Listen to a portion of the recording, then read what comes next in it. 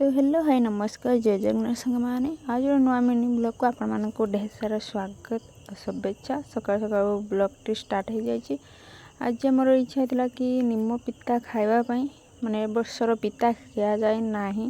बड़ा हो कि भाजिकी हो एथर खिया जाए ना बहुत लेट हो गला माने कौन थिलानी माने छोट छोट होता आर भितर से कौन कि पूरा बुढ़ा हेते बसलानी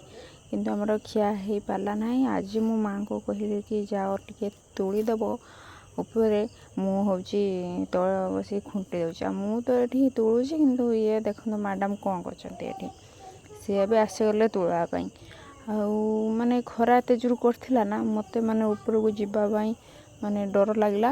माने 2-3 दिन माने एबे खाली मु स्वप्न देखुची कि मु खाली छातरू गड़ी पड़ी सीढ़ी गड़ी पड़ी से छानिया मु जमार भी ऊपर को गली ना माँ को पठेदेली आ माँ का तो जाड़ी सब पकई दूसरी तौक नहीं आसली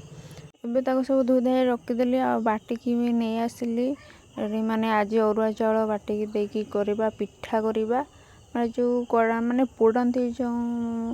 माने कदली पत्र देकी सेमतिया करवा मु तो पुड़ीबिनी पुड़ा खाएनी खाली माने कढ़ारे पकई देकी सेकीदेवी कदली पत्र देकी सेटा करी आ गोटे बरा भी करी जोटार बैगन पड़ती सेटार माने कदली पत्र देकी करवा आ जोटा माने खाली अच्छी सेटार माने बेसन देकी बरा करवा ये सब मसला मसला सब गुड़े नौची जीरा गुंड हल्दी लंका गुंड जहाँ भी पकड़ थे पकईदेवी पियाज ने भी अदा रसुण छेचा सब प्रकार पकई मु 2टा जाक गुड़े दूसरी तापर आग रेडी करदेली माने पुड़ापी कदली पत्र देकी रेडी करदेली किंतु मत ये बांधी आसुनी कि कदली पत्र जमार भी कर आसुना मत सब आइडिया जमार भी ना मु फास्ट करुँची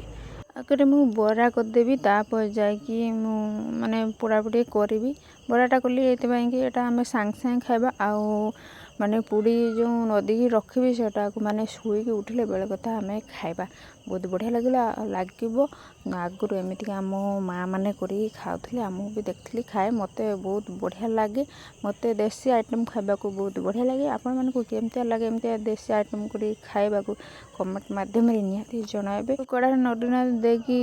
जो भाजी रखी बरा ताकू खाऊची मैंने अल्प तेल से माने पिठा रंग टे एपट सेपट कर पूरा तेल फ्राए करा जाए जमती छांकते सेमती करा जाए ना मत से भल लगे मत एमती ही भल लगे तापर देखते एवं खाई शुईकी उठिली बेले कथा हो जाए पिठा ठंडा हो जाए ठंडा ठंडा खाइबे बहुत भल लगे पेट भी खराब हेनी आपण मैंने एमती जदि खाइबे कमेंट निहाती जनइबे वीडियो जदि भल लगुए लाइक शेयर करदे आ चैनल नुआ सब्सक्राइब करदे। रोची नमस्कार जय जगन्नाथ।